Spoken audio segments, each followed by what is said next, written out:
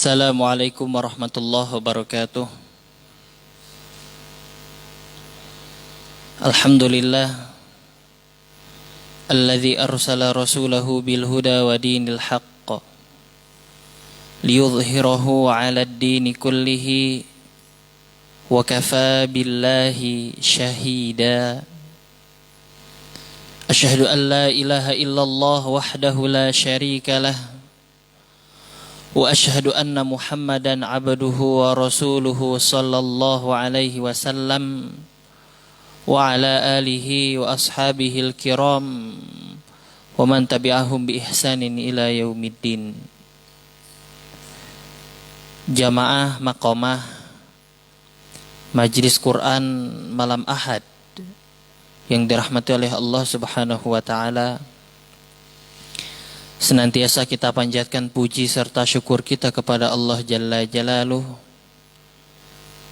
yang mana atas izinnya lah pada malam hari yang diberkahi ini Allah Subhanahu wa taala mengizinkan kepada kita semua untuk kembali duduk bersama dalam rangka melanjutkan proses menuntut ilmu kita. Dan insya Allah kita akan melanjutkan pada malam hari ini pembahasan kitab At-Tibyan fi Adabi Hamalatil Quran. Jamaah maqamah yang dirahmati oleh Allah Subhanahu wa taala, tak lupa salawat beserta salam semoga senantiasa tercurah limpahkan kepada sosok manusia teragung, makhluk terbaik, makhluk paling mulia, yakni baginda Nabi Muhammad sallallahu alaihi wasallam, juga kepada keluarganya, para sahabatnya, serta semua umatnya hingga hari kiamat kelak. Amin. Jamaah maqamah yang dirahmati oleh Allah Subhanahu wa taala, tak lupa-lupa kami mewasiatkan kepada diri kami pribadi, juga kepada jamaah sekalian untuk senantiasa menjaga keikhlasan, agar setiap perbuatan yang kita lakukan ini memiliki nilai yang tinggi di sisi Allah Subhanahu wa taala. Dengan keikhlasan, seseorang itu dia bisa bertahan, bisa istiqomah untuk senantiasa berada di atas jalan kebaikan. Dengan keikhlasan pula seseorang itu dapat terhindar dari godaan syaitan yang terkutuk. Jamaah maqamah yang dirahmati oleh Allah Subhanahu wa taala, pada pekan yang telah lalu alhamdulillah kita sampai kepada pembahasan yang mana di sana dibahas tentang adab seorang murid terhadap gurunya, yakni ketika murid tersebut hendak masuk ke dalam majelis sang guru, maka sang murid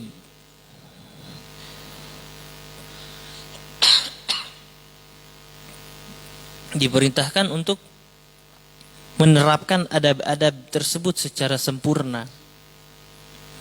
Kemudian dalam keadaan suci, telah bersiwak, kemudian keadaan hati yang lapang, serta tidak masuk ke dalam majelis sang guru kecuali setelah mendapatkan izin dari sang guru apabila memang majelis tersebut membutuhkan izin.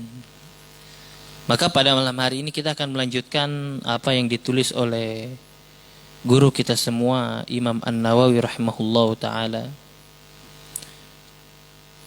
Beliau melanjutkan,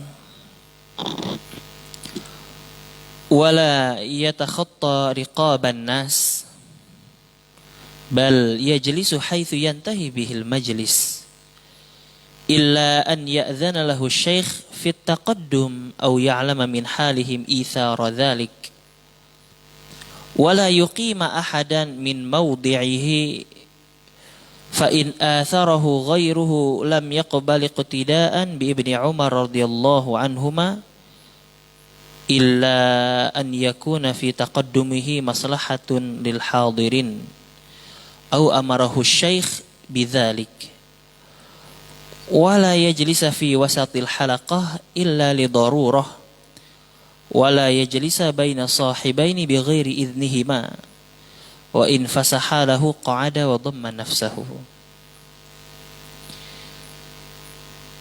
Di pembahasan kali ini Imam An-Nawawi menyebutkan bahwasannya di antara adab yang harus diterapkan oleh murid adalah janganlah murid tersebut melangkahi pundak orang-orang. Jadi misalkan ketika kita datang ke suatu majelis, sedangkan di majelis tersebut ternyata penuh, maka kita tidak boleh memaksakan diri kita untuk maju ke depan. Karena kita beranggapan soft yang di depan itu yang utama. Udah penuh kita maksa masuk. Melangkahi orang-orang gitu. Sirah batu reka tincak gitu. Maka hal-hal semacam ini tidak boleh dilakukan di dalam majelis ilmu. Tapi apa? Seharusnya yang dilakukan oleh penuntut ilmu adalah duduk di tempat akhir dari majelis tersebut. Misalkan soft pertama sampai soft ke-6 sudah penuh. Berarti ya ketika dia baru datang, duduk saja di soft ke-7. Tidak kemudian melangkahi orang-orang di soft ke-6, ke-5, ke-4 dan seterusnya. Saya pernah merasakan hal ini gitu. Jadi suatu ketika saya masih di Jakarta, di salah satu masjid ada acara besar gitu. Yang ngisi kajiannya waktu itu Ustadz Abdul Somad. Kami para santri tentu ingin berburu pahala yang tinggi. Ya kita duduk di saf yang paling depan, Pak. Kita duduk di sana karena memang kita yang datang paling awal gitu. Termasuk paling awal gitu. Ketika kami duduk di sana, tiba-tiba sekitar setengah jam kemudian berbondong-bondong datang orang. Pengen duduk di depan, alengkahan. Mereka maju terus gitu. Saking semangatnya gitu. Semangat ingin mendapatkan keutamaan saf pertama. Maka hal-hal semacam ini seharusnya dihindari gitu. Tentu ini tanggung jawab diri kita selaku penuntut ilmu untuk mengetahui masalah ini. Jika ternyata banyak saudara kita yang belum tahu, maka kita harus beritahu mereka gitu. Atau misalkan yang jadi panitia sebuah kajian, maka masalah soft ini harus diberitahu kepada para jamaah agar mereka tertib ketika mendatangi majelis ilmu. Kemudian ada catatan, terkecuali apabila sang guru memberikan izin kepada orang tersebut untuk maju ke depan. Atau kawan-kawannya mengetahui keadaan yang seharusnya gitu. Kalau memang dia dibutuhkan untuk di depan gitu, didahulukan, maka itu diperbolehkan. Misal saya sudah ceritakan ya, ketika di majelis hadis misalkan gitu, kan ada orang ketika seorang syekh akan mewariskan periwayatan kepada murid-muridnya, di majelis itu ada orang yang berperan sebagai qari gitu, orang yang membacakan hadisnya. Maka ya tadi misalkan ketika istirahat gitu, sang qari ternyata ketika masuk ke majelisnya lagi keburu jamaah sudah hadir gitu. Tapi dia seorang qari, dibutuhkan gitu. Maka hal semacam ini tidak mengapa dia meminta izin kepada orang-orang untuk lewat ke depan.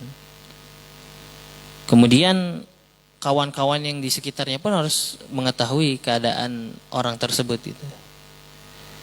Jadi kalau memang dia dibutuhkan untuk didahulukan karena ada kemaslahatan, diperbolehkan. Kemudian yang berikutnya Jangan ya, ketika kita datang ke majelis itu kita memberdirikan seseorang dari tempat duduknya. Gara-gara misalkan majelis penuh gitu. Rumah kita mah udah dewasa gitu. Ayah anak kecil, kamu geser, saya duduk di dia, udah kelentik mah di luar ya gitu. Saya duduk di sini, anak kecil di luar. Nah, seperti itu nggak boleh.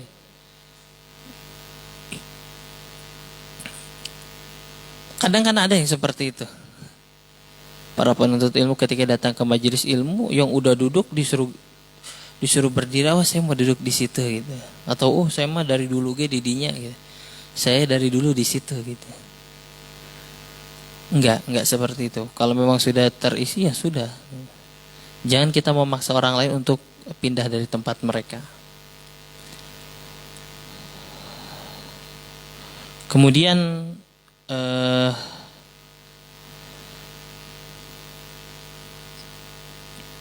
ya pengecualian tadi sudah disebutkan ya, kalau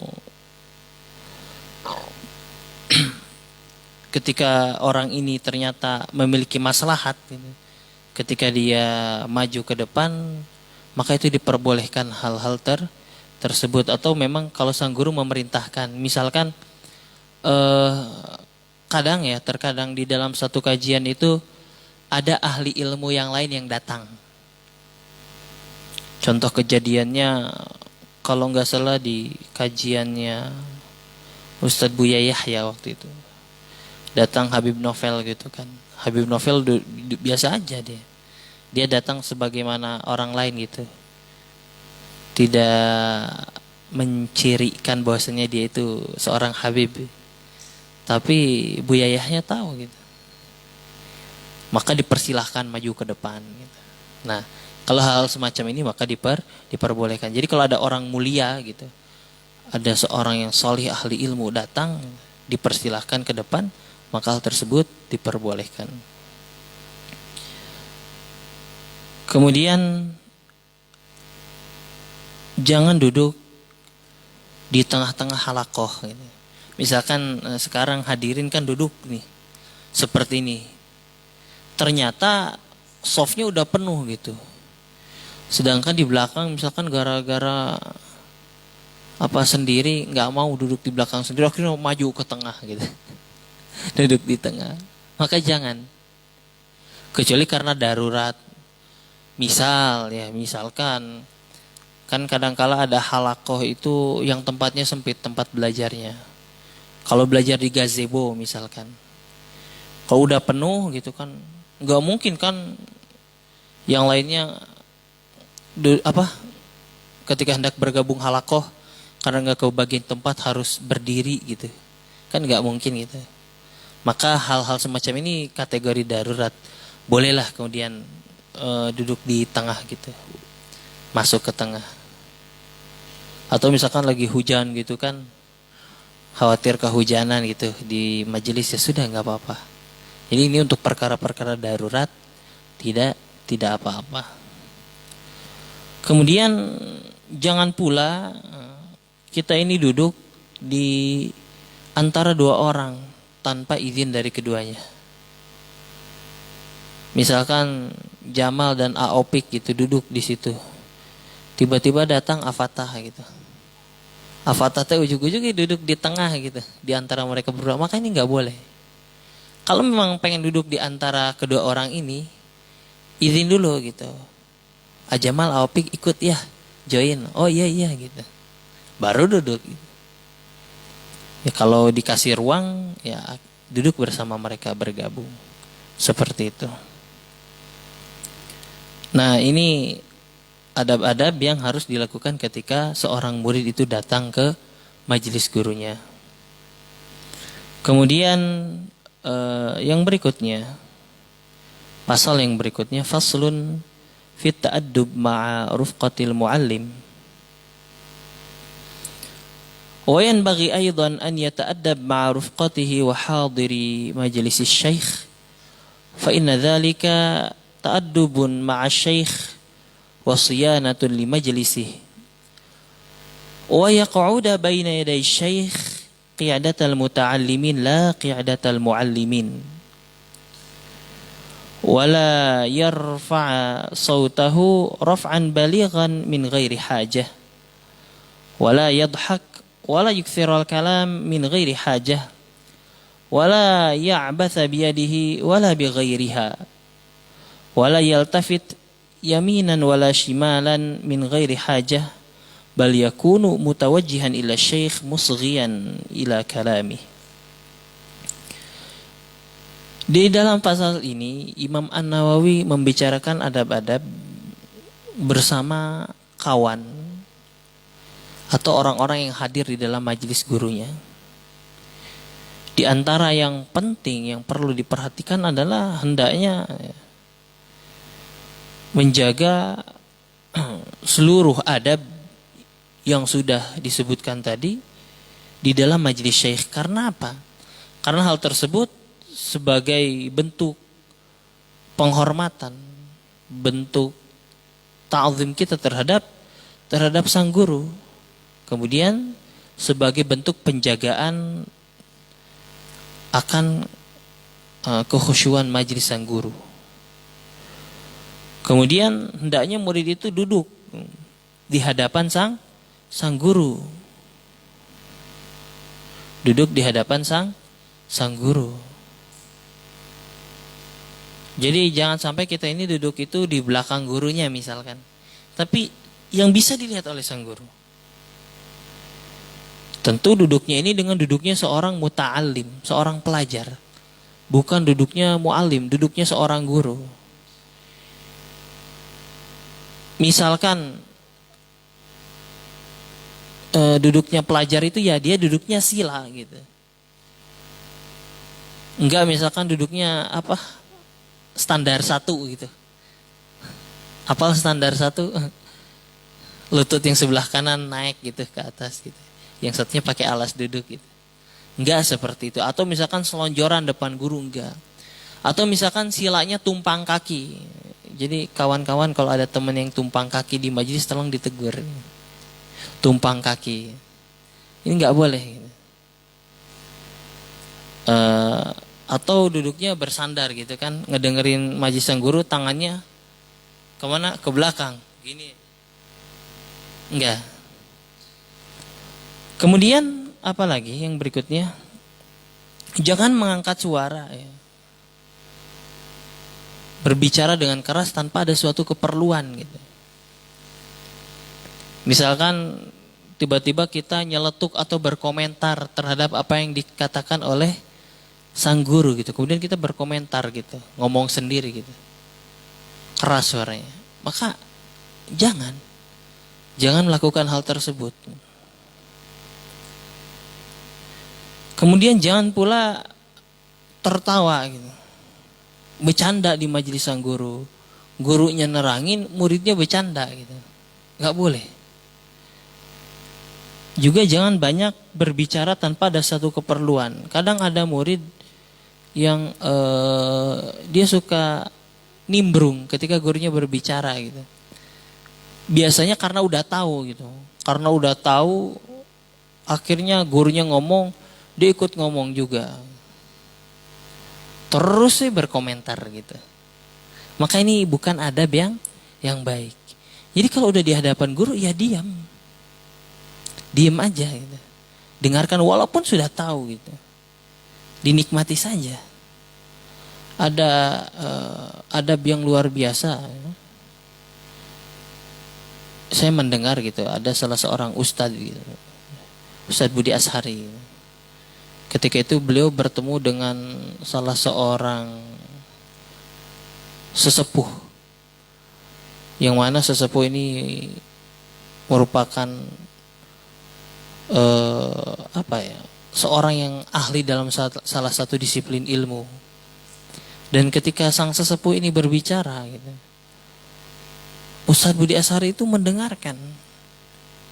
Dia diam. Dari awal sampai akhir didengarkan gitu, enggak dipotong pembicaraannya. Padahal ya mungkin kita tahu beliau merupakan seorang ustadz yang masyhur gitu. Yang ibaratnya mungkin kita akan, sekalipun beliau memotong pembicaraan, kita akan menganggap hal yang wajar.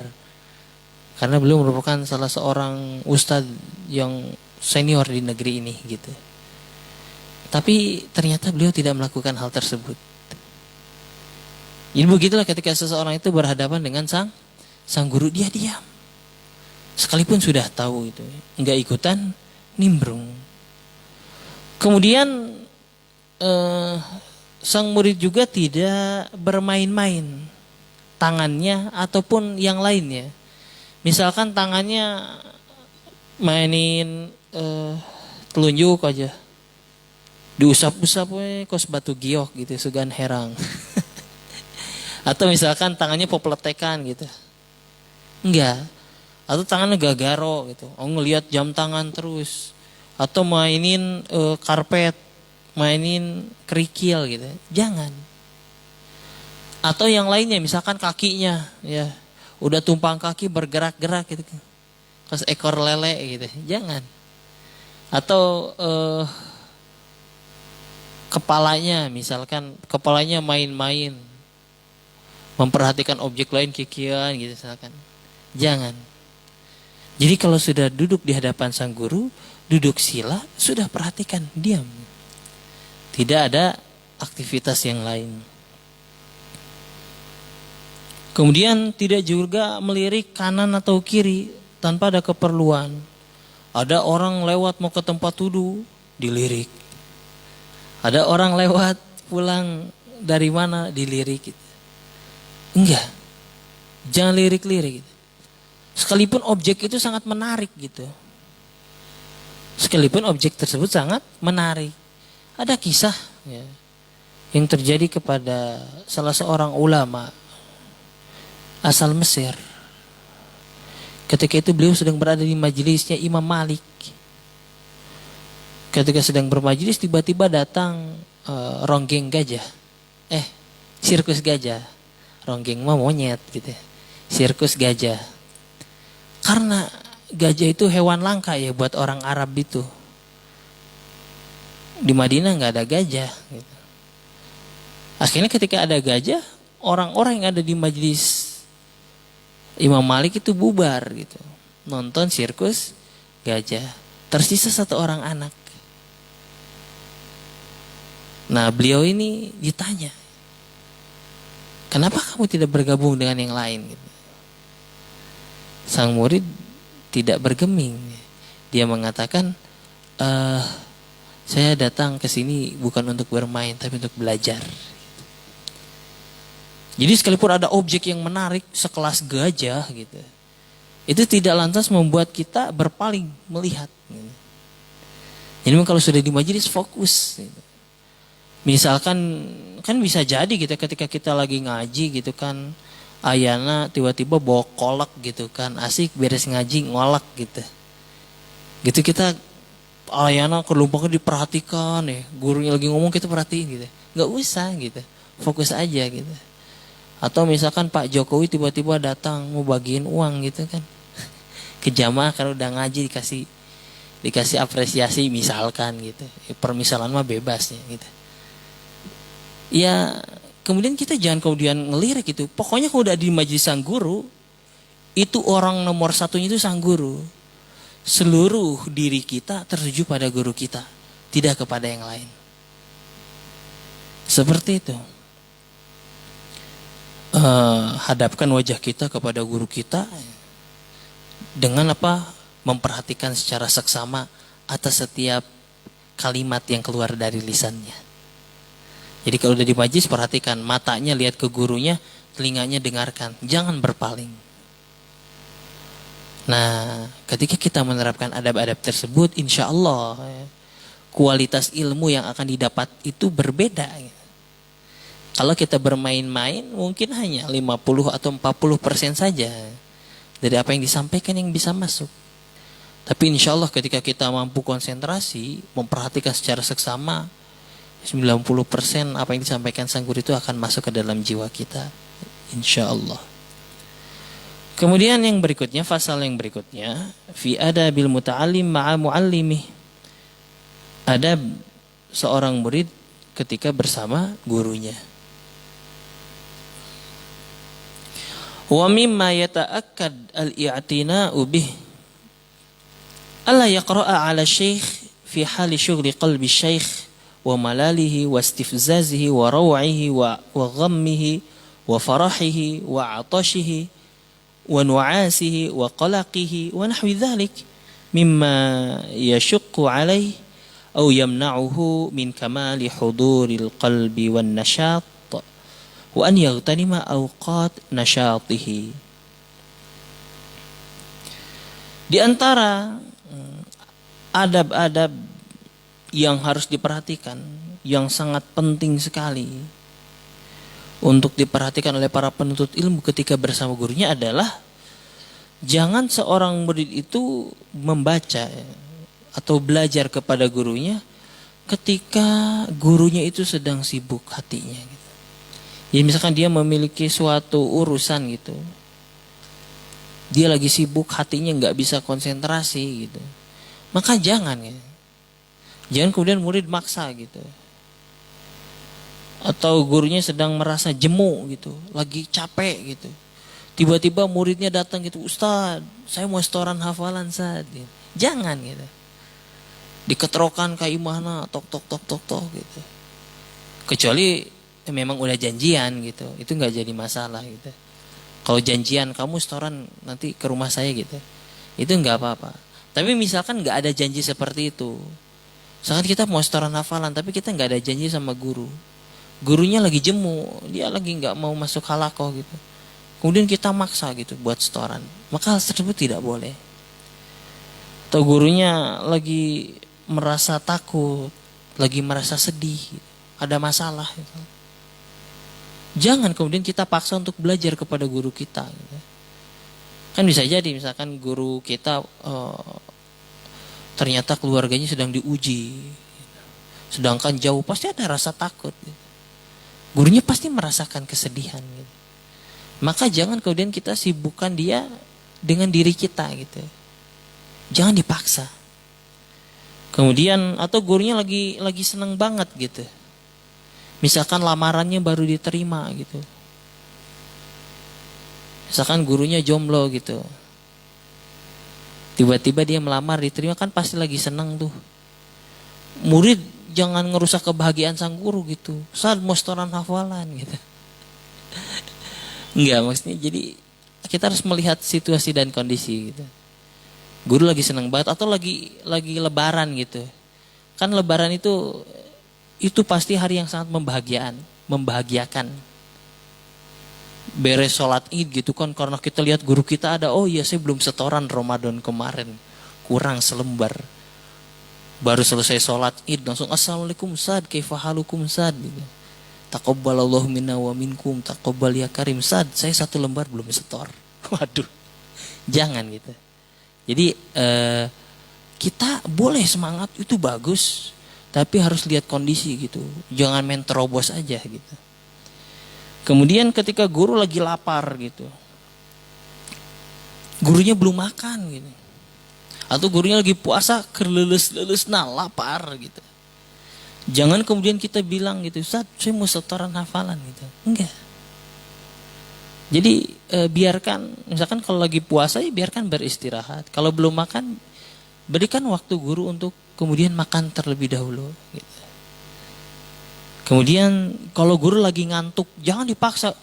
Udah ngelihat gurunya ngantuk, masih maksa pengen setoran hafalan. Kan ada tuh beberapa murid yang demikian, gurunya udah nundutan. Karena guru juga manusia, merasakan lelah dan letih gitu. Ya kita harus selaku murid harus memiliki adab yang baik. Gurunya ngantuk, berarti dia butuh istirahat gitu. Berarti di situ kita nggak usah memaksakan diri untuk setoran hafalan. Nanti saja. Nunggu gurunya siap ya.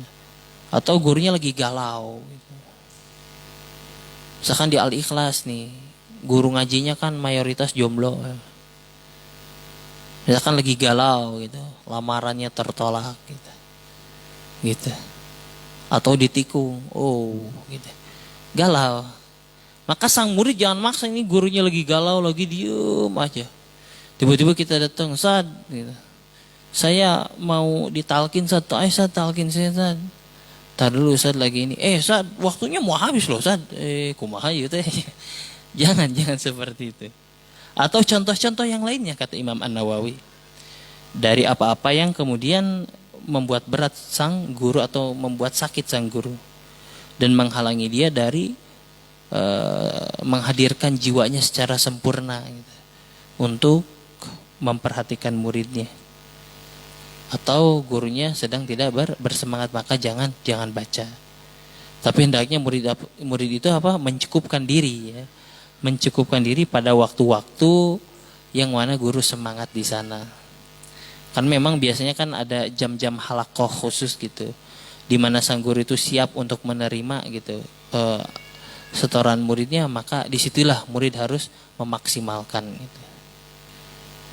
Kalau udah kajian ini seringkali ada orang ya, kalau udah kajian itu suka banget nanya gitu. Padahal sesi tanya jawab biasanya udah ada di kajian gitu. Di sini harus lihat-lihat juga. Kalau memang momennya jarang sekali kita bertemu dengan guru tersebut, ya mungkin sah-sah saja gitu. Tapi kalau di kajian rutin gitu, maka ketika di luar kajian sudah gitu. Jangan kemudian kita paksa tiba-tiba kita nyamperin, membeberkan pertanyaan yang begitu banyak gitu. Jangan. Tapi cukupkan dari waktu-waktu yang memang sudah disediakan ya. Seperti itu. Kemudian yang berikutnya, wa min adabi an yatahammala jafwata syekh wa su'a khuluqihi wa la yasuddahu dzalika an mulazamatihi wa i'tiqadi kamalihi wa yata'awwala li af'alihi wa aqwalihi allati zahiruha al-fasad ta'wilatin sahihah fama ya'jazu an dzalik illa qalilut taufiq aw adimuhu wa in jafahu syekh ibtida'a huwa bil i'tidhar ila syekh wa adhara anna dhanba lahu wal 'ataba 'alayhi fadzalika an fa'alahu fid dunya wal akhirah wa an qali qalbi syekh. Yang berikutnya adalah di antara adab-adab tersebut, hendaknya sang murid, ini poin sangat penting sekali. Hendaknya sang murid itu mampu memikul atau mampu menanggung sikap kerasnya sang guru dan buruk akhlaknya sang guru. Di awal kan kita sudah sampaikan ya.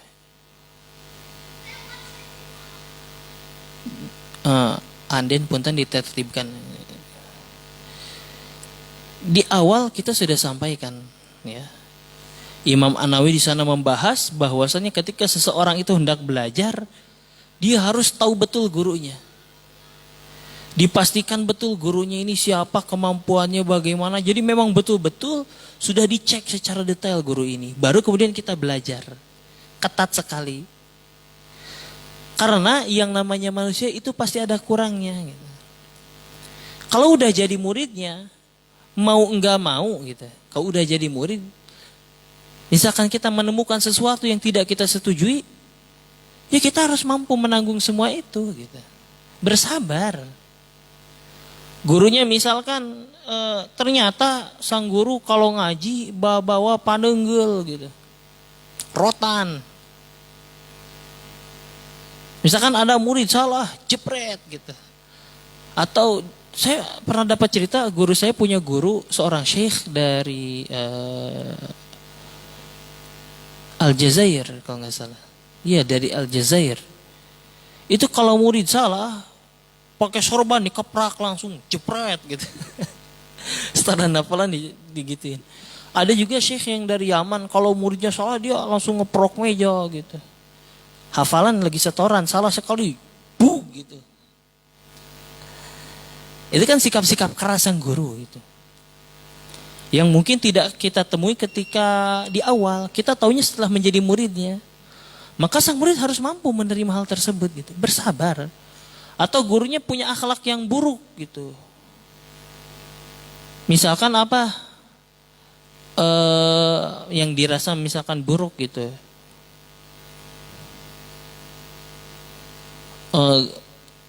Tangannya mudah sekali menampar misalkan gitu.